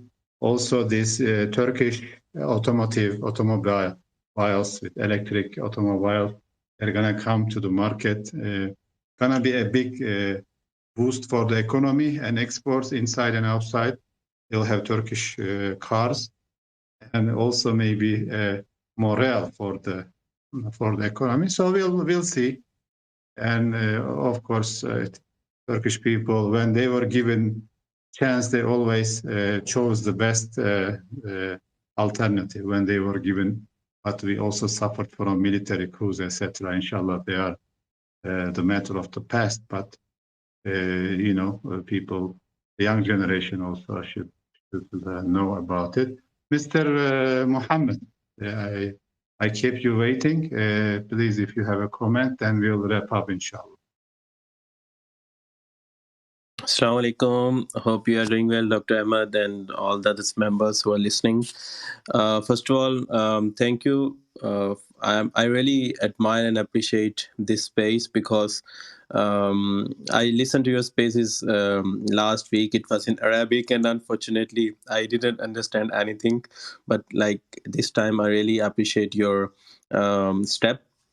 Well, I am living in Germany, so I'm representing. I'm youth counselor here, so I'm representing the most of the youth here. What I see, because under me there are so many people from young people from Turkey. I just want to add some words to the Professor Ahmed's statement that. Turkey, if you see on the international level, you see that the relationship of Turkey with Russia, with Pakistan, and as you mentioned that Turkey has found the gas in the Black Sea. You know, the international powers, they cannot digest this because they cannot see Turkey developing on the international level. They see that we saw that in the past, the Greece and all other alliances, they just came in the front, and they just targeted the Turkey as a single nation. But what we see at the end, that Turkey has developed itself. Turkey has took a very strong stance, and we see that when there was crisis in the Turkey, regarding the Americans matters, that the people of Turkey has burned the dollars and all the stuff. But what happened? Finally, Turkey has stable itself again. So it was again on the international level. So these things, we see in economy, like we are reading newspapers. Most of the news channels, they are not telling the truth. If you listen to the CNN and all other stuff, they are just saying, you say in English, the bullshit. They don't even know what is happening in Turkey, and they do not follow. If you ask them about the Turkish economy something, they will not answer you anything, because they just know how to spread the propaganda against Turkey, because they know that in the coming time, in the future, Turkey is the only nation, Turkey is the only country who can tackle them, who can build, which can build a strong stance against the international lobby, especially against America. And American and all of the, that they are not happy seeing Turkey developing in economy, developing it. As you mentioned, that tourism, even there is corona times, the Turkey tourism is on its peak. So the attraction of the tourists to Turkey is on its peak. The tourists are coming to Turkey. The economy is going again. And the other day, we saw that in the G20 conference, there was a clear statement of President Erdogan, and I really like it. I see him like a role model. His words, his and like he doesn't only speak; he know how to implement his words. He showed us. He showed us in the last years that whatever he promised with his nation, he has fulfilled his promise. And you know that there are a lot of conspiracies against President Erdogan. They don't want to see him to win the presidential elections again, because there are so many liberals and all of this type of mind in Turkey. And President Erdogan, you saw that President Erdogan was only the president who has raised his voice for the Palestinians, and he clearly sent his message in the United Nations that this is Israel, this is what Israel is doing, and this shouldn't be done. And he has declared Israel as a terrorist state. So this is a strong stance. And whenever these stances are there, and they come appear in the public by a strong president, because what a president says, he has a value. His words, his single word has a value in the world. And these things, I know that these stands are very difficult. You have to maintain an international balance between nations. But what he is doing, to conclude my point, what he is doing, he is on his right path. There are difficulties, because if you see in the narrations in the courts, every nation has a difficult time.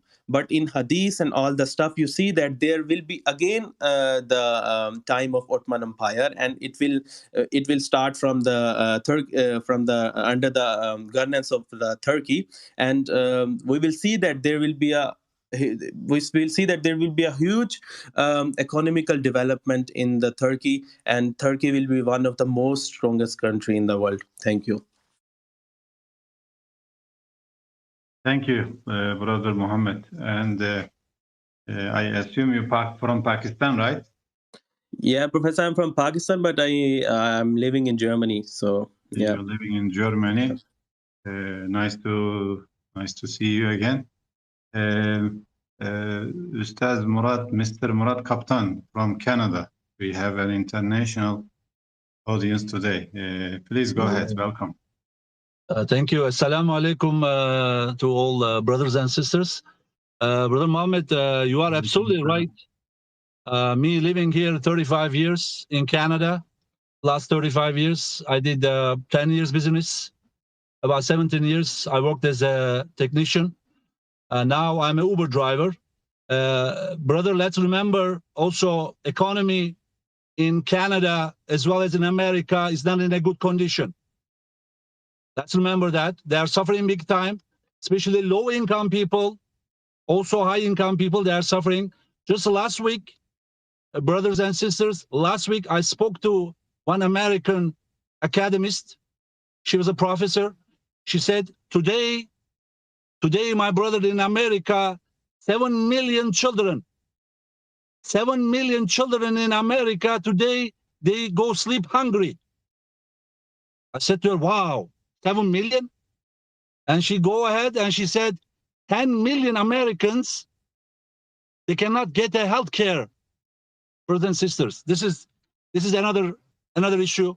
But also same Canada, when you look at a country like Canada, also suffering big time. For example, Air Canada laid off about 25,000 people. Most of the captains, aircraft captains, are driving trucks, and they are doing like me too. I lost my job. I was 17 years technician. Now I'm an Uber driver. But this is the life goes on.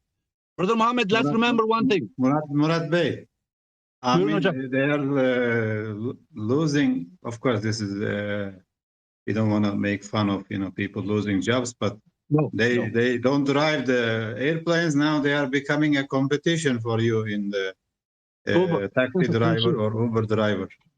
For sure. Brother Mohammed, let's remember Turkish economy. Let's go back. Let's go back to American President Trump. If you remember, we had captured Chris Brunson. During that time, let's remember, Brother Mohammed, Trump himself, he said, I can play with Turkish economy. He said, I can play. Turkish lira is so weak, I can easily play. And he did play.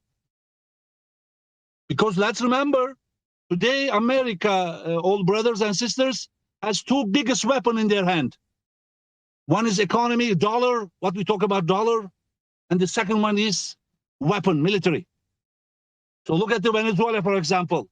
They made Venezuela very poor. So they can impact economy.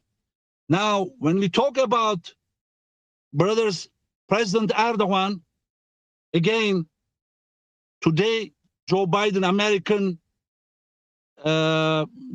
President America, Joe Biden, just remember he said, I will make sure that I will gather all the opposition parties in Turkey, as well as media. Brother Mohammed, you were talking about the media. This we call paid media. In Turkey, they call it fondaş media, means paid, like Fox TV, CNN, and there's many other of them that especially Joe Biden said, I'm going to get them together against Erdogan. Why is that?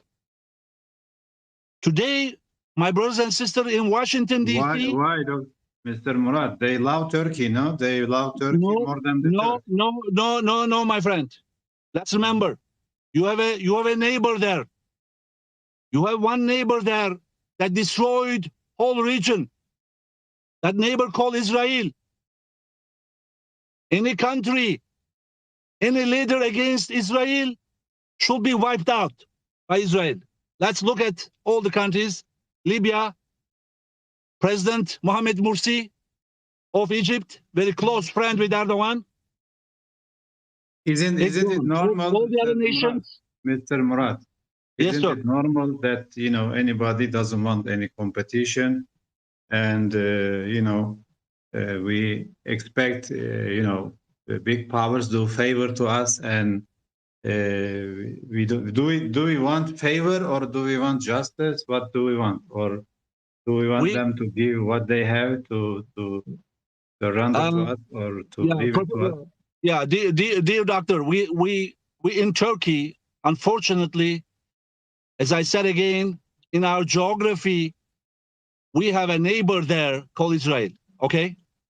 And they destroyed all the nations that are against them, all the leaders that are against them, and they have one leader left, and one country left against them, which is Turkey. Let's remember that they will do anything and everything before 2023 to destroy Turkish economy or to damage President Erdogan. Basically, my brothers and sisters, they don't like him because he's Islam. They don't like him because he prays Salah, because he prays Quran. And United States of America will never allow that happen that in that region. For example, Morsi and Gaddafi and all the other leaders around there, it's all gone, or their economies all collapsed, crashed by their power. So today also in Washington, D.C., just last week, about 40 senators write that U.S. foreign minister that we must do everything we can to stop Erdogan and their technology, defense system, drones, especially, brothers and sisters. Turkey captured very good technology today, number 2 or number 3 in the world today. But this bothers them so much that they said, we have to stop them. And also very interesting, brothers and sisters, first time I've been in America 35 years, that they're attacking coalition party, which is Dr. Bahçeli and his groups. They are very good friends with Erdogan. Now, first time that Greek senator with FETÖ, everybody knows this, FETÖ terror organizations are very strong right now in America, as much as Jewish. Dr. Ustaz Murat, of course, these Yes, are, important topics, but let's go a little bit more, deeper. And I thank you for your comments to wrap up. Israel. You're welcome. Doesn't want. Basically, sir, what I'm trying to say here is, I have also many Arabic friends and business people around myself, and they are all brothers and sisters. They are all heading Turkey to invest. It is one of the best country to invest right now, with the population, young generation, and I have been investing, and inshallah, coming month I'm coming back to Turkey for good. But I've been investing, and I recommend all the brothers and sisters, please, if you can, invest in Turkey. Believe me, I just spoke to one French professor here. He said they open a shoe store in Istanbul, and their sale one day was a month sale bigger than in Paris. Why is that? Because we love to spend. If you invest in Turkey, you will see that your money will grow up just anything else. Thank you, sir. Thank you, Professor Ahmed. Thank you very much. And we, Mr. Murat, very passionate, very important, because I also studied in America and I came back to serve I'm also teaching at Istanbul University and running a think tank for those who joined recently. And I didn't regret that, some friends, they asked me why you didn't stay in America, because, Turkey is a promising country. I didn't regret about my coming to Turkey. Inshallah, there is hope and there is optimism, but of course with caution. And in this chaotic world, nobody feels 100% secure and safe, and it's a chaotic world. A crisis break up anywhere in the world. In America, even, you notice that somebody like Trump, a populist, he won the elections in the superpower, and he has again a chance to win maybe one more time. And before Dr. Tarek, Ustaz Albir, he joined us. Please go ahead. Assalamu alaikum, Dr. Professor Yisal. Alaikum assalam. I'm an American Palestinian. I've been in the United States for over 40 years. I went to Turkey a couple of years ago, and I have certain observation. I truly believe, as an educated person, that we have a resurrection of Turkey under Erdogan. And I'm not going to take the political aspect, because I'm going to leave that to the politician. I'm going to take it from an economical point of view. The most important thing in any country is that we shouldn't have a man-made crisis. A man-made crisis is made in the United States every 7 to 10 years, where they suck the money literally out of the population through making a crisis, causing huge lines of unemployment, a huge drop in housing, a huge drop in stocks. Where does this money goes? Personally, I think it goes to the money makers or to the money controllers, the people who control the economy. And we call them here the Zionists, because they control the money. But let's take certain aspects, and I'm not going to be long because I want to give the chance to other people. Since my first time in Turkey 2 years ago until today, roughly the Turkish currency came down about 15%. But the Turkish government have made efforts to counter this inflation or counter the drop of the value of money with lucrative interest rate that is given to the people.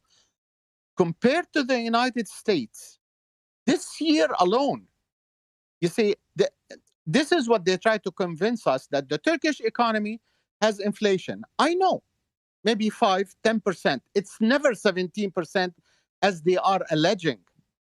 And to counter that, the banks in Turkey are giving you 18.3% interest. At this time, they're giving maybe 16.2, which means if you put your money in Turkey, it will not lose value. On the contrary, it will still, with all the drop and all the inflation, it will still make little bit more, or at least it will keep its value. Now, how do we measure the thing that are going in Turkey against the dollar? Okay, that's fine. Let's come to the United States. If anybody is listening to me from the United States, can you honestly look me in the eye today and tell me how much did the dollar lose value in the last 6 months ago? I'll give you food 25% down in inflation. You see, the inflation is up 25%, I'm sorry, which means your dollar is losing 25% of its value just to buy food. If you are in construction like me, your dollar has dropped 40%. And this is not hearsay. You can go and check it. The only problem, who do we compare the dollar to check the amount? You go to the net, they will tell you, oh, the inflation in America is 5.3. That's bull. That's a big lie. Now, in order for the banks here to counter the inflation, how much are you getting in interest? 0.9%. The bottom line, keep your money in Turkey. Your money will stay as it is, or it will go a little bit up. You keep your money in the United States, the inflation is eating your money. It is literally eating it at a rate of 20%. So what shall we do? For me, myself, I went with where my heart is. I took my money and I went to Turkey. I support what my heart loves. It doesn't mean that I don't love America. No, I adore America. But in America, in our country, we're being eaten by all those whales that have all the money, and they suck the hell out of the value of the money. While in Turkey, it's a much better, lucrative investment. That's my take, and thank you for allowing me the chance to talk. Thank you. Thank you, Sir. Professor, there is Professor Mrs. Anuradha. She is the Director General of Sri Lanka. If you can take her on the board. If she asked the mic, why not? Yes, please ask the microphone and then we'll accept it. Dr. Tarek, let's wrap up a little bit because it's been now more than 2 hours. Yes. And now you get kind of a sense of discussion, and we know, and you come and you live in Turkey also, and your observation, and you're from Lebanon, and things are very kind of collapsing, and they added also some kind of a crisis, a new crisis out of many crises now with the Gulf and stuff. Yes. What is your take? Thank you, Professor Ahmad. Just what friend Murad and the friend Albert said is actually that is very important, and I intended to focus about this issue. Actually, the inflation problem is not Turkish problem only. It is everywhere. It is all around the world. America, Canada, Europa, everywhere. Especially, if you want to talk about Lebanon, Lebanon is different because in Lebanon, no inflation only, but the politics in the cabinet is still the money of the people and still the money of the bank. And the bankers or the banks owner still the money of the people, the Lebanese people. That is different in Lebanon a little bit. Secondly, what I want to say, there is another COP against Turkey. This COP is still going because they don't let Turkey growing up. That is the COP. It is economic COP, and I think I talked about that more than 10 times in Arabic space, because West don't like to see Turkey growing, to see Turkey take their role again, and they will pay lots and lots and lots of money to see Turkey in bad situation. So they will try, and they will still try. Even Biden met the President Erdogan, I think today or yesterday, and he asked for new cooperation. But I don't believe all the politics in America, because, as Mr. Albert said, they all hate our country, our Islamic country especially, and this issue is very important to know.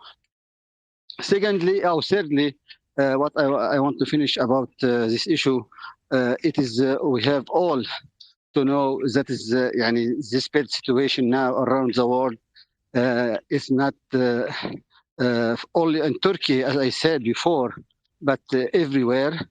And I think, as Mr. Murad said and Mr. Albert, we have to come and to invest in Turkey. At least you feel that your money is safe. In Lebanon, for example, we lose our money in the bank. Even if you have $1 million, if you heard me exactly, if you have $1 million you credit in the bank and your account and your saving account, you can only withdraw $200 per month. Only $200 per month. And if you got a check by $1 million, this check you can take it cash for only $100,000. So how much you are losing? $900,000 for $1 million. It is not normal. So lots of people in the Arabic world are coming now to Turkey, businessmen, and lots of people coming from Lebanon to invest in Turkey, to live in Turkey, because they feel here safe more than other country. At least there is safe country. There is very good juridic system, and healthcare system is very well. And but there's a bigger problem: the reputation of or what the media is using against Turkey. And you can say the international media like CNN and Fox News and others, they said the situation is very bad in Turkey, and it is not right. So I asked to Professor Ahmad and to all his friends to translate actually and to translate the right news about the economic, to help people to come and not just to come and to come without any fear, and because lots of people stopped coming when they heard that the Turkish lira lose about it is now 9.25, I think, for dollars, losing about 15%. For this reason, it is very important to help people and give him the good information, and to make him feel free or مرتاح or feel safe to come to Turkey, because actually here in Turkey we can find the best place not to invest only, even the best place to live and to feel free and good condition. Thank you, Professor Ahmed. Thank you, Dr. Tarek Al-Mahami Shantop.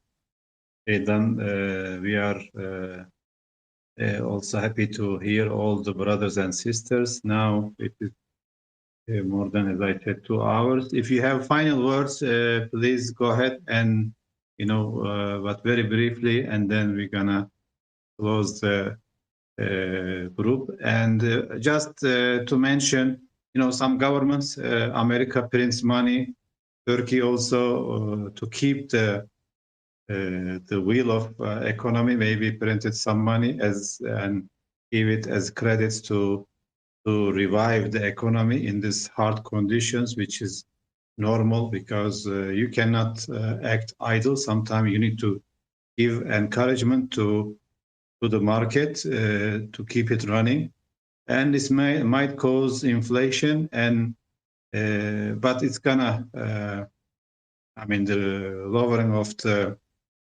dollar will stabilize, because the Turkish lira against dollar will stabilize, because there is also revenues coming in dollars and euros, etc., with exports and with tourism. So there is not much pressure to find, or there is no shortage of dollar, and also the reserves are, I think, strong. And Dr. Murat was with us with discussing these debates, and it looks like there is room and there is need for this kind of discussions in English, and especially while so many misrepresentation of what's going on in Turkey, and everybody is trying to show each other maybe in a negative way, but Turkey is targeted more than others from East and West, and we have some regional jealousies or competitions. We have global, guidance, and on the top, Trump threatened Turkish economy. Biden said we will help the opponents of Erdogan and make them win in a negative way, but Turkish people decide at the end, not American president, as just like America, even though you like it or not, people chose Trump or Biden. The American people decide, and this is the way it is in democracies. Their people, not the global people, run America. Not American people vote for the Turkish elections. So Turkish people will decide, but they, in the all critical elections, they decided in a very correct way, in a more constructive way throughout Turkish democratic history.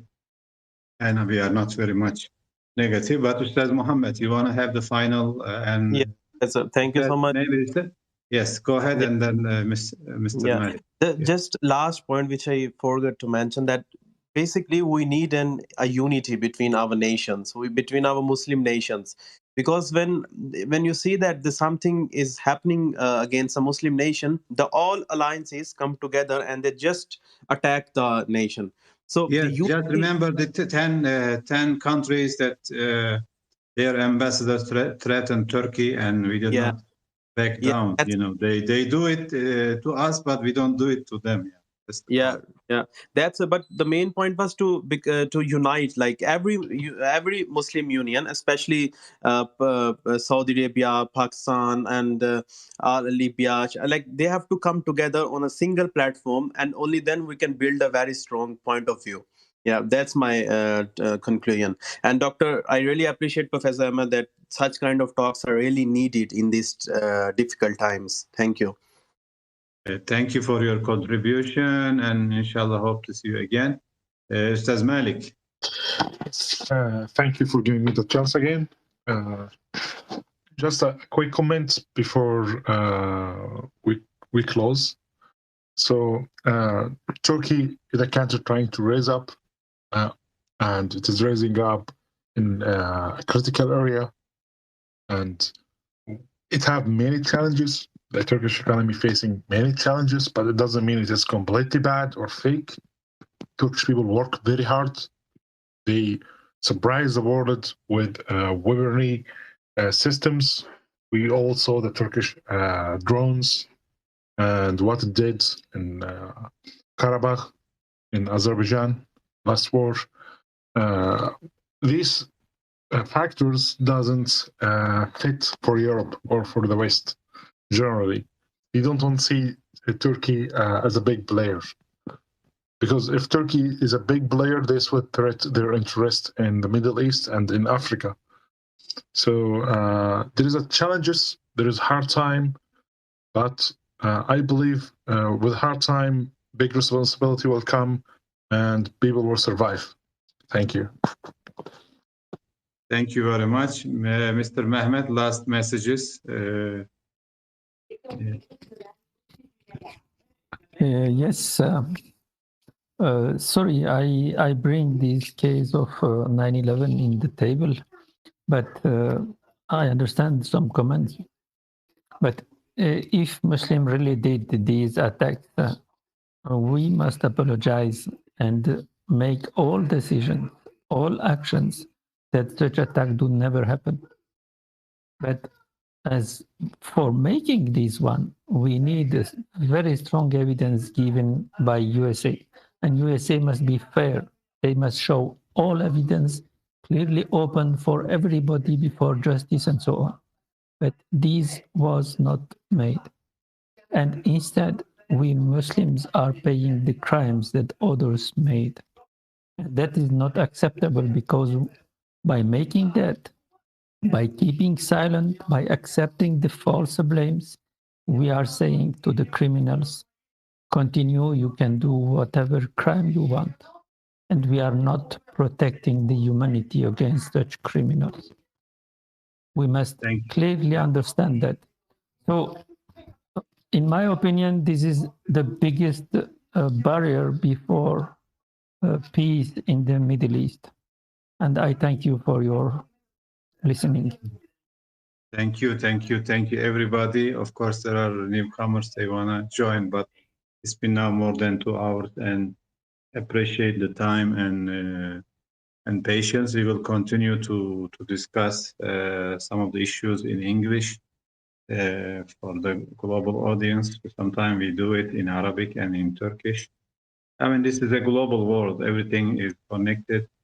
We are affected by these developments, or we may affect also these developments individually, as country, as the region, as Muslims. So there is actually need for further dialogue between all humanity, but especially among Muslims. And so we hope that these discussions clarify some of the issues, and we'll continue to do that. And if some people maybe raise hand and I couldn't answer, maybe because I fell off from the platform, and then but we will continue to do this, and you can also write to me if you have other suggestions and discussing other topics. This was a kind of a test or pilot project in a way. I mean, to see how it and it was like a random, but we will have more structured debate and useful debate with questions and answers. So wish you the best, and may Allah protect all the humanity from chaos. And in the Quran it says the fitna, which is more or less chaos, is worse than, or is more severe than the chaos. So may Allah protect all of us, and have a nice day, have a nice evening. Some people maybe are waking up to, in the east of the world, waking up to a new day. So wish you the best, and see you again. Thank you. Thank you as well. Thank you. Good evening. Good evening. Some people fell off before we closed, so it's okay. Have a nice day.